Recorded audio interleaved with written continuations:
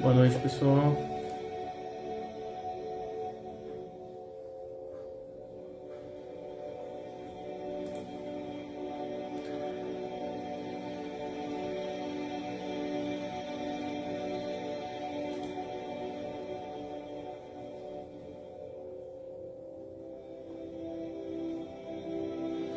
Aguardando o pessoal entrar.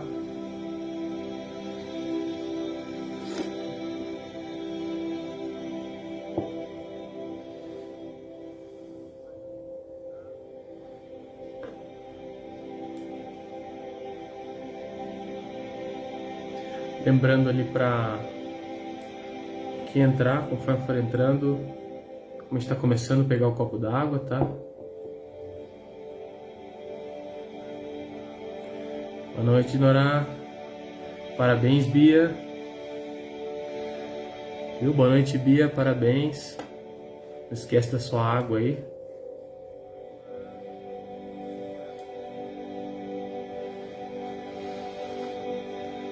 Vou guardar mais um pouquinho.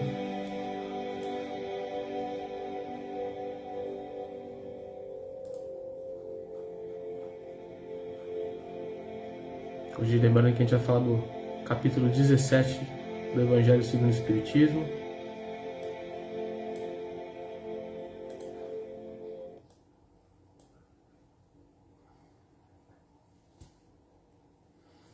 Vou guardar mais alguns minutinhos só.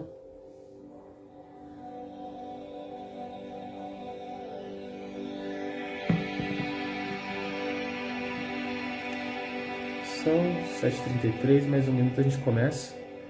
Lembrando, quem for entrando, vai pegando a água. Faz parte do passe, né? Então, quando se a gente quiser receber todos os benefícios, né? O ideal é tomar essa água também. Boa noite.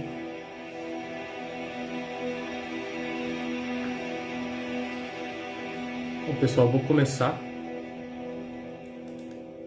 Tem um livro, né, que ele fala, tá muito famoso aí no mundo dos negócios, né, que é sobre estratégia de negócio, então para te guiar, né, do que fazer e como incentivar as pessoas a fazerem isso. E o nome do livro é Comece com o Porquê. É um cara muito famoso aí, Simon Sinek, se vocês olharem na internet vocês vão achar bastante material sobre ele, que é muito especialista em liderança. Então comece com o porquê. Aí, seguindo essa forma de pensar, por que existe o Espiritismo, né? Por que Allan Kardec fez todos esses livros? Por que existem centros espíritas, né? Seria para as pessoas frequentarem centros espíritas, né? Como a gente ouvia falar, fora da igreja não há salvação? Seria do tipo, fora, né, do centro espírita não há salvação? A gente já viu no capítulo passado do Evangelho segundo o Espiritismo que não, né? A verdade que o Espiritismo prega é fora da caridade não há salvação. Então por que a gente faz isso, né? E se a gente olhar para a sociedade hoje, é um momento que a gente precisa muito de um certo guia. O que aconteceu, né, ao longo do tempo? A gente sempre foi muito reprimido, né?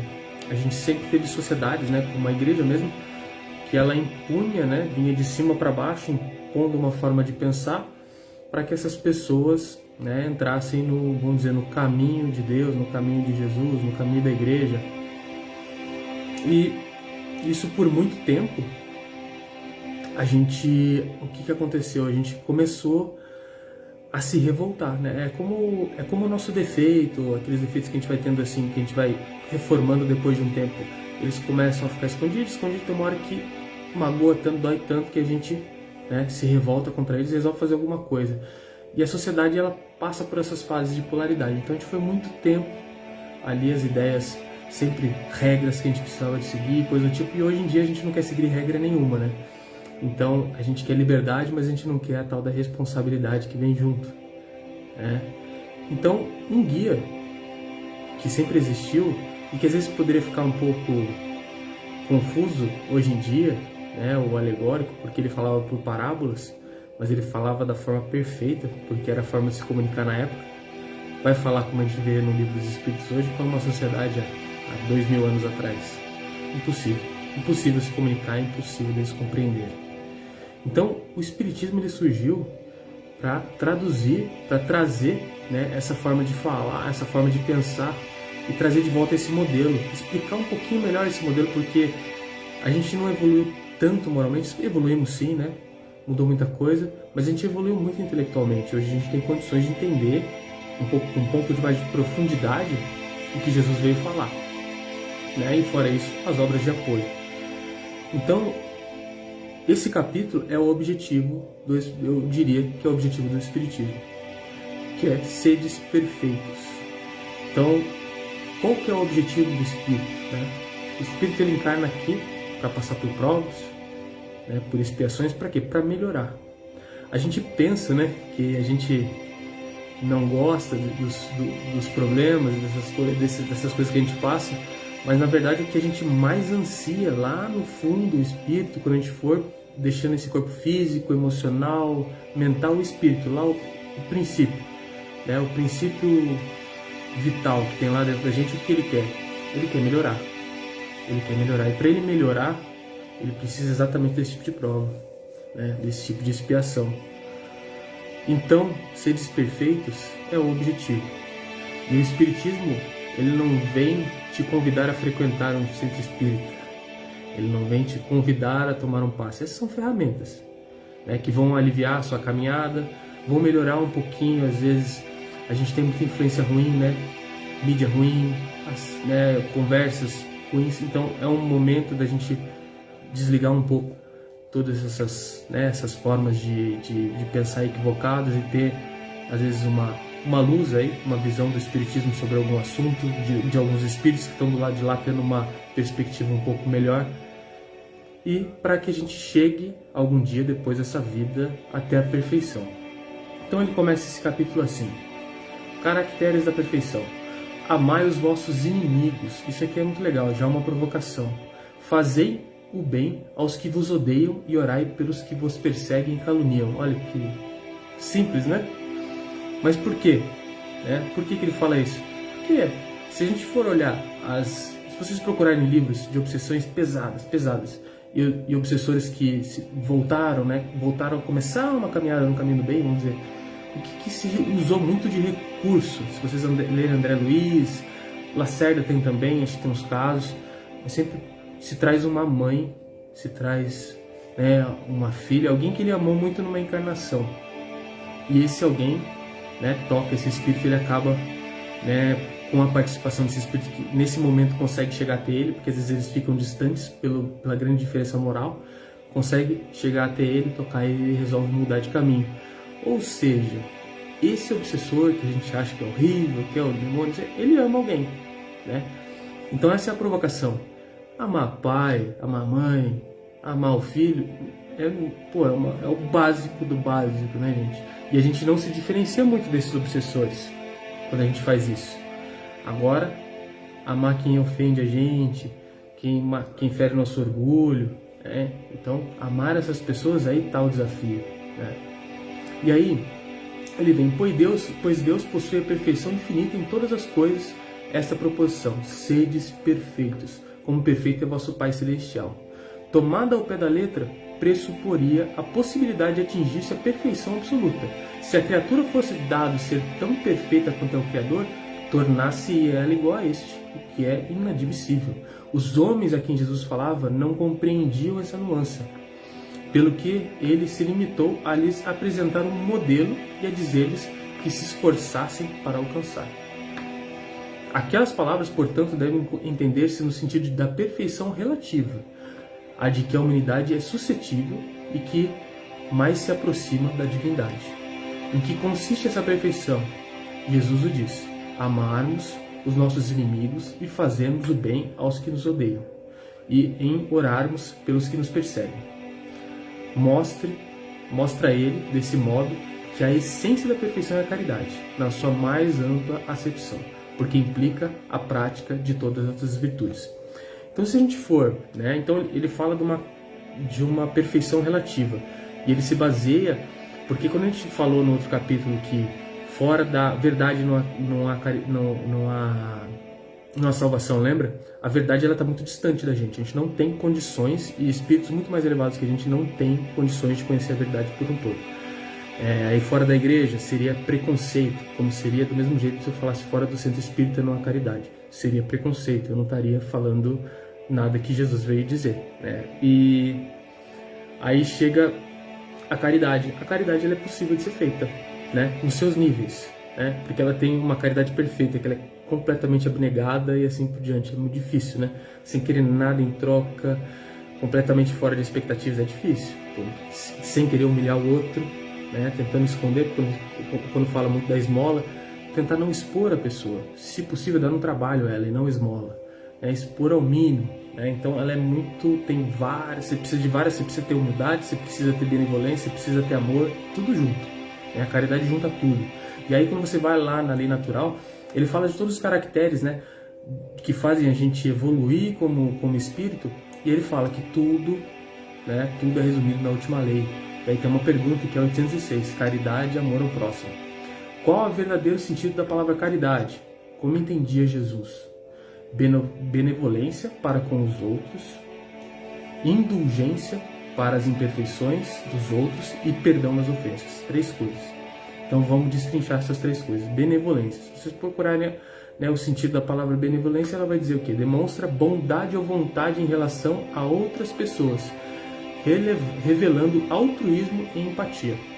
Ou seja, a benevolência é a minha capacidade, né, de fazer o bem e também não só fazer o bem, mas, vamos dizer, tentar de querer fazer o bem com relação a outras pessoas, né? Criar uma empatia com essas pessoas. Então eu vejo uma pessoa com um problema, eu sinto, mas ao mesmo tempo eu tenho que estar pronto para ir lá ajudar, né? Então é como Jesus, ele andava no meio de um monte de gente desesperada, ele era extremamente empático, ele percebia o problema das pessoas, mas ele não chegava ao nível de se desequilibrar, né?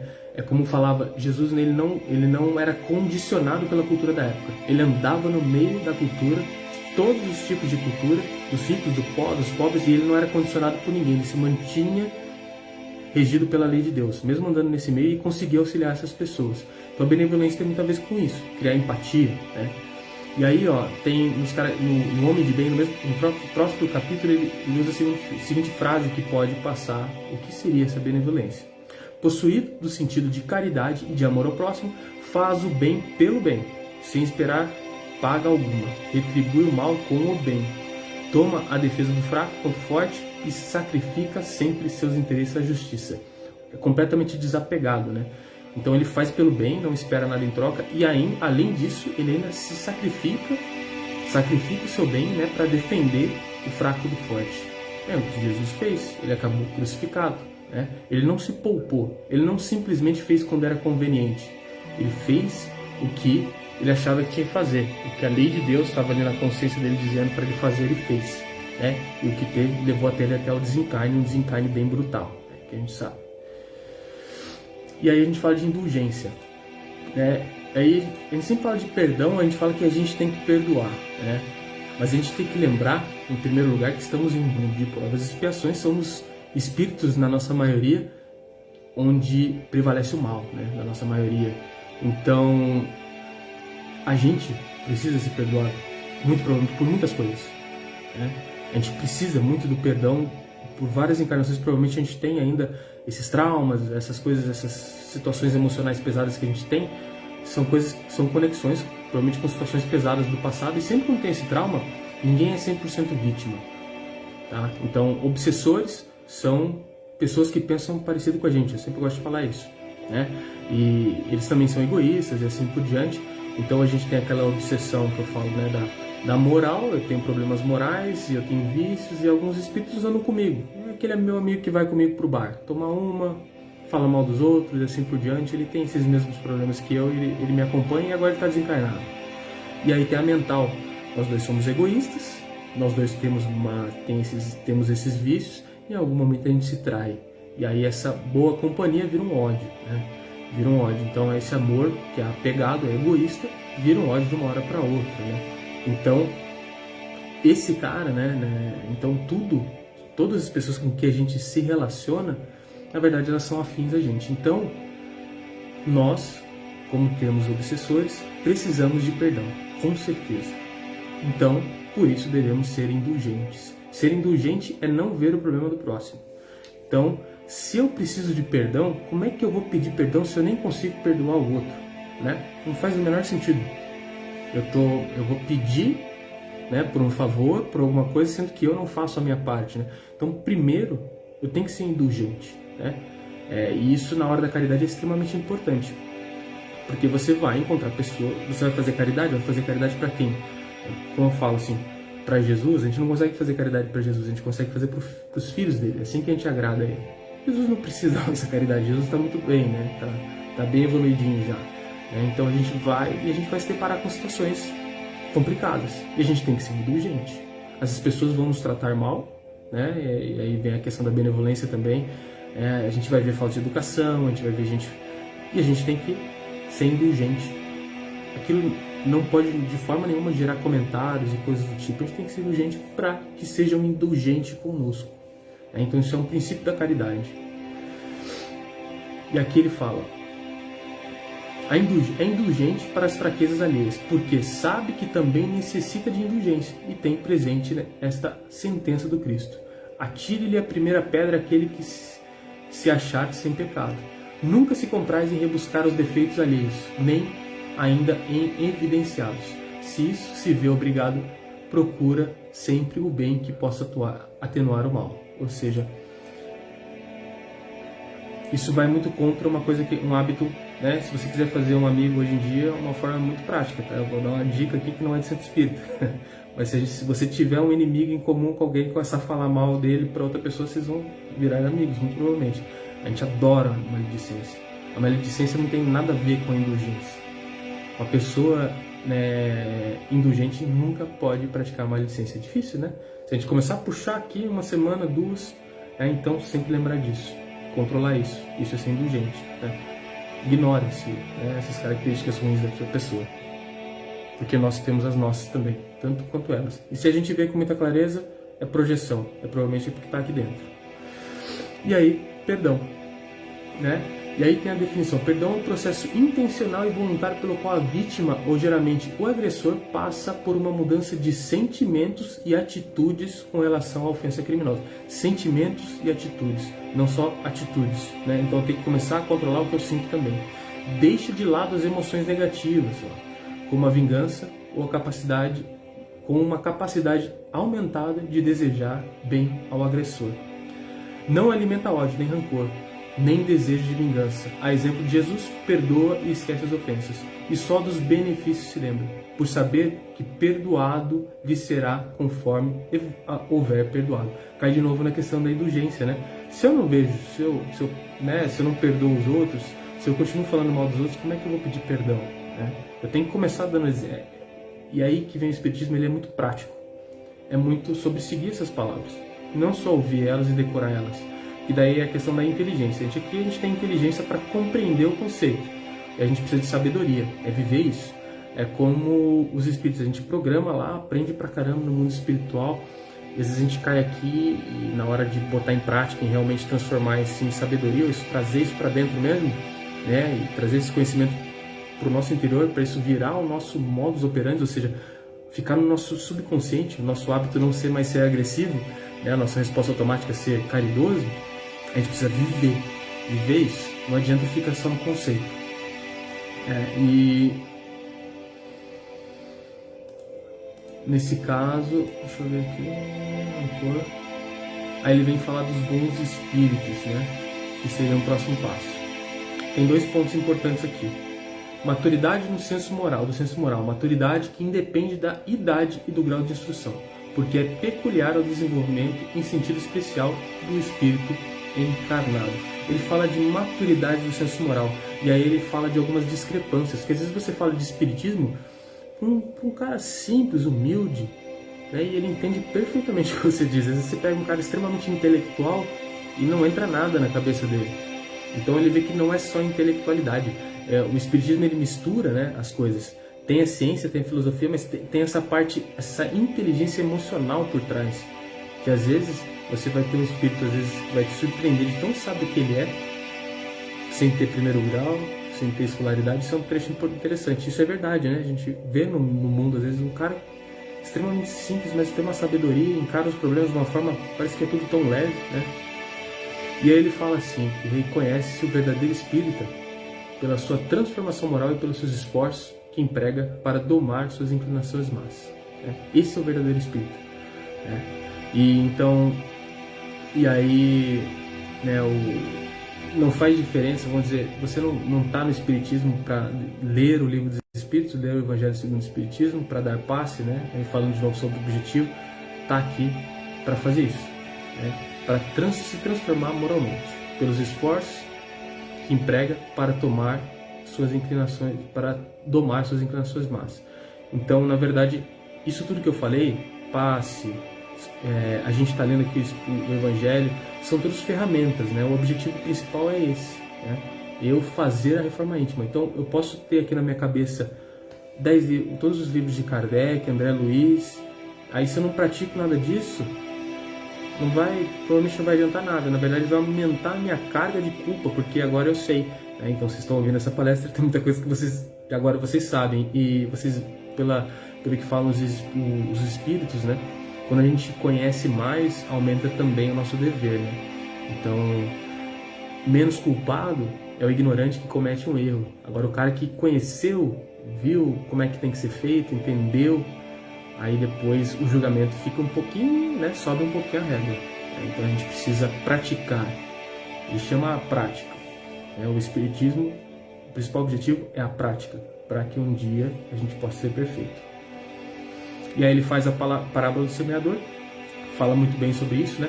Que derruba os grãos, né? O semeador vai derrubando os grãos, um cai na estrada, um cai na rocha, um cai entre espinhos e um cai numa terra ali boa e germina, né? Então, o que cai na estrada é aquele que você joga uma mensagem, né? Ele faz uma alegoria, se você fala alguma coisa ali, como Jesus falando ali sobre uma parábola, aí a primeira palavra diferente ali, a gente, né, vê uma pessoa, né, os nossos maus hábitos, e a gente já esquece o que ele falou. Aí tem o que cai na rocha, que seria basicamente, ele fala, você está lá, você ouve, né, mas não tem raiz, não aprofundou, muito provavelmente porque você não viveu, você não praticou, então você esquece. O terceiro, né, que seria entre as raízes, aí muita alusão ao mundo físico, né? A gente tem as paixões, riquezas, então Jesus fala, passa aquela mensagem, você entende, dá aquela incentivada na hora, mas aí você tem uma vantagenzinha aqui, é questão sexual, questão de dinheiro, questão, seja lá o que for, essas coisas do mundo físico que ficam tirando a nossa atenção e a gente já deixa de lado e esquece, não vira mais prioridade, a gente esquece. E o último seria aquele cara que realmente pratica. Aquele cara que você semeia, ele ouve, daí ele ouve algumas coisas que o Evangelho diz sobre algum tipo de atitude, e ele absorve isso e usa no dia dele. Aquele sim, ele virou um sábio. Aquele sim, ele não é mais só um conhecedor da informação, e sim, ele agora ele é um sábio. Ele trouxe isso, né, para a forma de ser dele, e se algum dia a gente vai repetindo, como os maus hábitos, ele vem para o inconsciente e fica natural. Não precisa mais ficar se vigiando o tempo todo, que é uma tarefa que a gente tem que fazer muito, né? E aí ele fala do dever, né? O dever é o resumo prático de todas as especulações morais, né? É uma bravura da alma que enfrenta as angústias da luta. É austero e brando, pronto para dobrar-se às mais diversas complicações. Conserva-se inflexível diante das suas tentações. Então, o que eu falei no começo lá dos espíritos fortes, né? Quando a gente vê Jesus, você vê que Gandhi, né? O que aconteceu com esses espíritos, né? Eles passaram por provas muito pesadas, né? Eles foram testados com agressividade, né? Com ignorância de todos que estavam em volta, não entendendo o que eles estavam fazendo, como se eles fossem loucos na época, né? Porque eram muito revolucionários.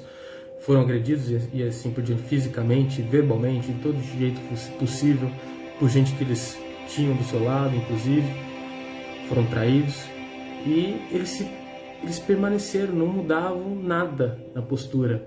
Você vê que é muito, né, é um espírito muito realmente, a bravura da alma, né, a certeza, a fé, bem, né, vamos dizer, bem aprofundada nesse espírito. Ele acreditava, ele vivia aquilo. Então não fazia diferença. Podia acontecer o que acontecesse, eles continuavam firmes no caminho. E é isso que a gente tem que buscar, né? E aí ele fala sobre a virtude. Então, nosso dever, e falando dos bons espíritas, uma coisa que ele fala que é importante, que eu esqueci de falar, a gente fala sobre o espiritismo, né? Só que a gente tem uma postura de orgulho, né? E isso é muito comum, porque você começa a compreender um pouco mais. O que acontece? Muitas religiões elas não entram na questão espiritual, outras entram, mas algumas nem entram. E aí a gente fica meio orgulhoso, meio vaidoso por achar que entende tudo. E mostra que a gente quebra muita cara quando a gente morre, vai para outro lado, desencarna, né? A gente quebra muita cara achando que sabe de tudo, né? Isso, tem vários vídeos que falam disso, mas chega a ser engraçado. Mas esse orgulho pode tomar conta. Então, que eles dizem, ó, se for falar do espiritismo com orgulho, não fale. Guarda para você. Porque o que vai ficar mais evidente é o seu orgulho. Então, os espíritas são muito orgulhosos. Não vai estar ajudando em nada, né? Então, isso a gente tem que tentar ser humilde, ouvir os outros também, né? Porque com certeza tem que aprender, viu? Com certeza. Porque sem ter fé, sem ter esse raciocínio todo por trás, é bem mais difícil. Então, o cara que tem fé, tem uma fé inabalável, que é reto na conduta e não tem esse raciocínio todo que o espiritismo dá pra gente, moralmente, provavelmente ele tá lá na frente da gente, viu? E aí ele fala da virtude. Não é virtuoso aquele que faz ostentação à sua virtude, pois lhe falta a qualidade principal, a modéstia, e tem o vício, que mais se lhe opõe, o orgulho. Ou seja, falando da virtude. A virtude, basicamente, que fala nesse trecho, a virtude são todos aqueles atributos, né? Ele fala inclusive de criatividade, né? Caridade, coisas do tipo, mas, né? Isso que a gente tem que estar sempre aparando. Né? Então, conforme eu vou me desenvolvendo intelectualmente, a minha vaidade vai crescendo. Eu tenho que parar ali, não deixar tomar conta. O orgulho tem uma tendência a crescer. Conforme a virtude vem, o que acontece? Isso é muito usado em centro espírita, por exemplo, para invadir próprios centros espíritas. Tentar atacar a gente pela vaidade. Porque você começa a conseguir um certo destaque, as pessoas te elogiam, coisa do tipo. Aí a tendência já, aquele ego dá uma inflada e a gente é pego na vaidade. E aí vai embora a virtude. Porque a gente está trazendo junto com isso um vício, um defeito profundo que a gente tem. E aí ele fala, por último, os superiores e inferiores. Então o superior, quando ele chega aqui, ele não é dono dos funcionários da empresa que ele está, ele não é dono das coisas. Deus, a gente tem que enxergar da seguinte forma, Deus colocou isso na nossa mão, para que a gente fizesse o melhor uso possível. Por quê? O que é seu? O que é seu é o que vai com você quando você desencarna, certo? Nada disso, nada. Inclusive o corpo físico não é nosso, ele não vai ficar, ele não vai com a gente. Tem que cuidar dele, obviamente. Mas o que a gente tem que fazer então? A gente tem que fazer, Deus nos emprestou, Deus que rege tudo que é perfeito, Ele nos emprestou, vai lá melhorar um pouquinho a minha obra. Então o que a gente tem que fazer? Usar de acordo com as leis de Deus. Nada é nosso, é tudo emprestado. Então a gente tem que fazer o bem a esses funcionários abaixo. A gente tem o dever de conduzir esses funcionários que são donos de uma empresa e assim por diante. E fala a mesma coisa do subordinado. O subordinado também, porque o mal se paga com bem. Mesmo que você tiver um chefe ruim, você não vai jogar na mesma moeda. Você tem que dar o exemplo. E a gente fica com essa visão curta da vida. Então eu vou perder no meu emprego, poderia processar e ganhar um dinheirão e vou ficar ouvindo. Vai dar o exemplo. Essa é a ideia. Olhando uma perspectiva que o Espiritismo dá de vida eterna, é a melhor coisa que você pode fazer. Ou se a gente quiser um benefício, aqui na Terra, como fala mesmo nos outros capítulos, se você quer esse benefício, você vai ter na Terra. E acabou. É isso aí que você tem na Terra. A hora que a gente chegar do lado de lá, aí a conversa já é outra. Então, os benefícios de quem faz caridade de uma forma orgulhosa já são recebidos na Terra. Os benefícios de quem faz caridade de uma forma abnegada e humilde, esses sim vão ser colhidos pro resto da existência. E falando sobre como amar a perspectiva espiritual, só para fechar, como amar essas pessoas que muitas vezes nos odeiam, nos maltratam e assim por diante. Esse capítulo fala sobre seres perfeitos. E a lei, se vocês forem lá no Livro dos Espíritos, Na lei natural diz que todos nós vamos progredir eternamente. Então, por pior que a pessoa seja, todos os defeitos dela têm prazo de validade. Aquele cara ali que te maltrata o dia inteiro, algum dia ele vai ser um ser crístico. Ele vai ter a capacidade de comandar um planeta. Tá longe, né? Inclusive pra gente. Muito longe. Mas se a gente tentar trazer essa perspectiva, olha para esse espírito. Tipo assim, ele tá encapsulado, tá no comecinho ainda. Mas ele vai ser um ser crístico. Se a gente começar a acreditar nisso com tanta vontade, não fica um pouquinho mais fácil de perdoar? Né? Ele tá bem confuso agora, né? Tá atrapalhado como nós estamos, perdido nesse mundo físico. Mas ele tem esse caminho, ele tem esse destino, com certeza. E esse foi o capítulo, gente. Eu vou pedir aí para vocês irem se acalmando, se ajeitando aí na cadeira, sofá. Não, de preferência sentados, pode ser de forma confortável, tá? Descruzem mãos, descruzem pernas, porque passe com uma energia, tem que seguir o fluxo, não ficar se cruzando, não ficar se bloqueando. Então deixa de forma confortável o seu corpo, copo d'água, para quem não pegou, última chamada. Enquanto eu vou pedindo para vocês irem se acalmando, eu vou pedir para vocês inspirarem em 4 segundos e soltar em 6, bem devagar.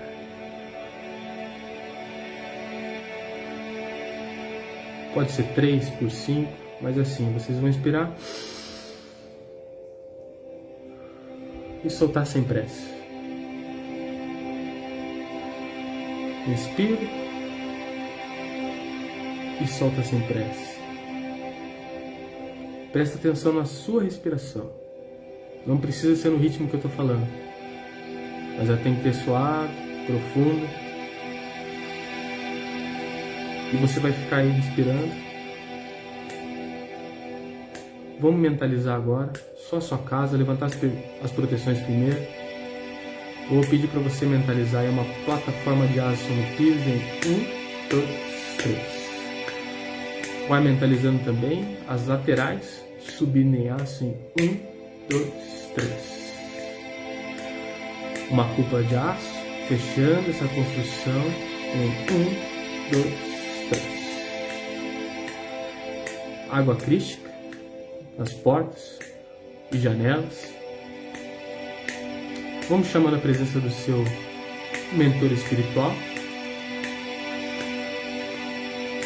Vamos chamando também a presença da equipe espiritual que nos auxilia, médicos, técnicos, esses que nos acompanham nessas lives, esses trabalhos à distância.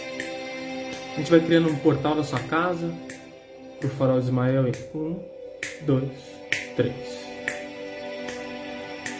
Vento solar vai entrando, limpando formas, miasmas, pensamentos. Vai entrando na sala, quarto, cozinha, banheiro, despensa. Sua casa vai ficando toda limpa. Nós vamos derramar sobre você agora um passe.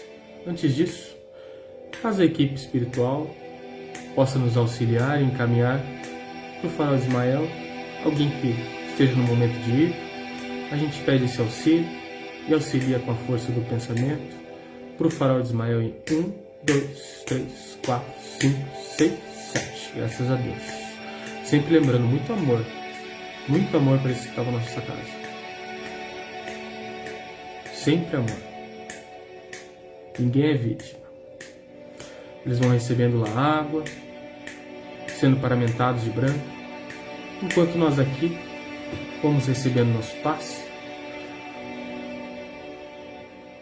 Seu mentor espiritual vai polarizando esse fluido cósmico universal, essa energia, que vem em amarelo e vem em verde. Verde tem muito a ver com saúde, amarelo tem muito a ver com sabedoria. E tá tudo ligado, né? Porque com sabedoria eu respeito a lei de Deus, eu respeito o meu corpo.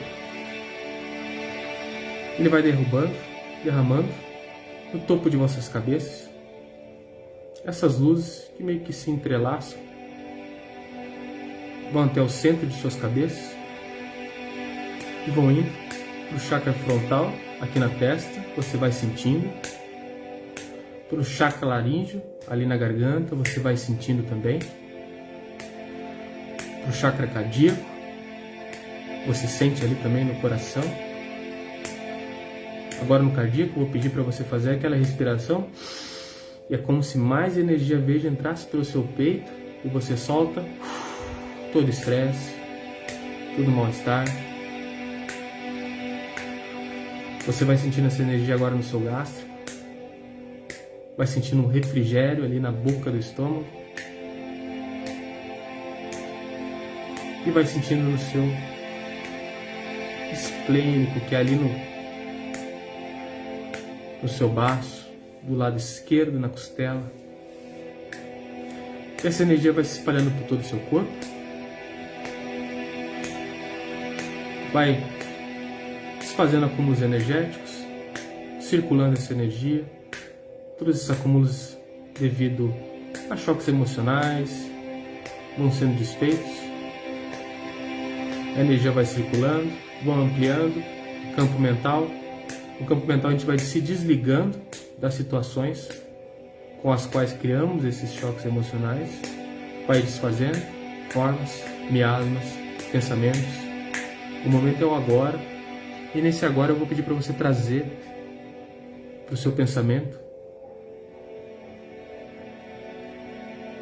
um momento muito especial da sua vida. Você ficou muito feliz. Esse momento é compartilhado com alguém, com certeza. Uma mãe, um marido, um filho. Pode ser um aniversário. Pode ser um Natal. Pode ser um momento bem simples, daqueles que marcam.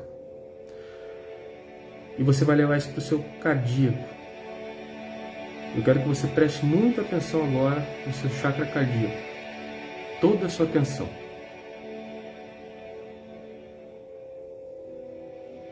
Parece que ele se acalma. E parece que esse sentimento vai crescendo e tomando conta do seu corpo. E ele toma mesmo. E isso, você começa a expandir. E parece que ele vai além de você. E realmente ele vai. E é esse bom sentimento que vai ficar com você hoje na hora que você for dormir. E é esse bom sentimento que a gente vai usar para vibrar por todo mundo. Que essa é a oportunidade de fazer a caridade. Que, conforme o capítulo, seres perfeitos é o melhor caminho para a perfeição. Então vamos unir o nosso intelectual com as nossas melhores intenções, com o melhor que tem dentro da gente, e vamos vibrar agora com muita força, em um só coração. A gente vai expandindo essa luz por toda a nossa casa, nosso bairro,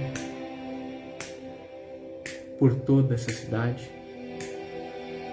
por todo esse país. Vamos nos encontrando com outros focos de luz, tomando conta desse continente, tomando conta de todo esse globo. E você olha esse amarelo, esse verde, vão tomando conta de todo esse globo. A gente vai fortalecendo os pontinhos mais escuros e vamos, como sempre, aproveitando essa elevação de sentimentos e vamos cumprimentando a Jesus, a Maria. Vamos pedir para eles que nos acompanhem, como sempre, e nos abençoem. nessa vibração que se inicia, como sempre, pelo reino mineral, pelo reino vegetal, pelo reino animal. Vamos agradecendo por esses que possibilitam a vida nesse planeta. Vamos aumentando a empatia, o respeito para todos esses reinos. Vamos agora, em especial, usando essa luz amarela no campo mental, ampliando a sabedoria de todos esses tomadores de decisão que têm a possibilidade de acelerar ou desacelerar a distribuição de vacinas. Vamos vibrando muito amor e trazendo essa luz amarela para que eles vivenciem o que Jesus veio ensinar e tomem as melhores decisões. Nós vamos vibrando por todos os países, como sempre, em especial pelos em dificuldade, em especial por aqueles que a gente nem notícia tem, nem estatística tem, lembrando sempre para eles que Deus não esquece. A gente vai vibrando pelo nosso país, vamos plasmando também essa luz amarela no campo mental, no frontal, de todos esses tomadores de decisão. Qualquer um em especial que você pense, presidente, ministros, prefeitos. É o momento de todo mundo pensar da melhor forma possível, da forma mais coerente, não com interesses, e sim com os interesses reais, que são do espírito, do crescimento. Vamos vibrando por todos os hospitais, pelos médicos, pelos que estão precisando de atendimento, pelos que precisam e não têm. Vamos vibrando por esses que estão aí cuidando da segurança, da limpeza, e não param nesse momento. Vamos vibrando por todos esses que precisam de um auxílio financeiro, também um auxílio emocional, espiritual. Vamos vibrando por todas as entidades que continuam trabalhando, em especial pelo Farol de Ismael. Eu vou pedir aqui para a gente fazer algumas vibrações específicas, gente. Eu vou pedir para vocês vibrarem por Lucas Ramos Maciel, da rua Ana Ortega Trabalho, 430, do Alto da Ponte, casa 334. Vibrem também, por favor, por Alexandre Vicente Foscardo, Hospital Vivale, leito 269. Vibramos por Odir Bueno, Avenida dos Manacás, 329, Flor do Vale, Tremembé. Vibramos também pela Daniela Araújo Bacarim, Maurício Bacarim Fulgêncio de Lima, lá na Floreston Court Winton, 8A, Avenida, lá em Londres, na Inglaterra. Vamos vibrando mais um pouco pelo nosso amigo, infelizmente fez a passagem, Oswaldo Inui.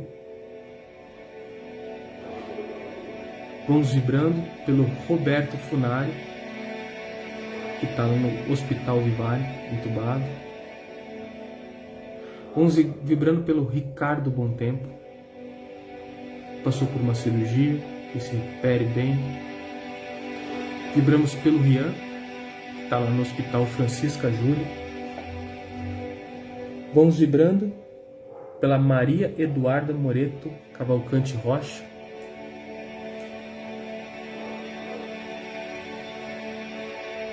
Vamos vibrando e parabenizando também a Bia, que está aí na live com a gente.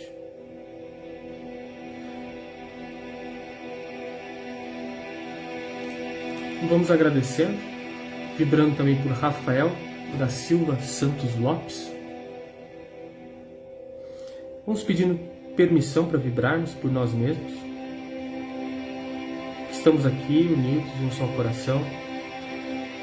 E eu peço, Pai, para que esses bons sentimentos acompanhem cada um nessa live, na sua noite de sono, que tenham as melhores conexões, que tenham a oportunidade de aprender, quem sabe trabalhar do lado de lá também. E agradecemos. Pai nosso que estás nos céus, santificado seja o vosso santo nome. Venha a nós o vosso reino, seja feita a vossa vontade, assim na terra como nos céus. O pão nosso de cada dia dai-nos hoje, Pai, pão esse do corpo e do espírito. Perdoa as nossas dívidas, à medida em que nós perdoamos aqueles que nos têm ofendido. E não nos deixe, ó Pai, cairmos em tentação, mas livra-nos de todo mal. Porque vosso é o reino, o poder e a glória para todo sempre. Graças a Deus. Assim seja. Obrigado, pessoal. Obrigado pela paciência e pela audiência. Tenham uma ótima noite. Permaneçam com esses bons sentimentos. Fiquem com Deus, viu? Tchau.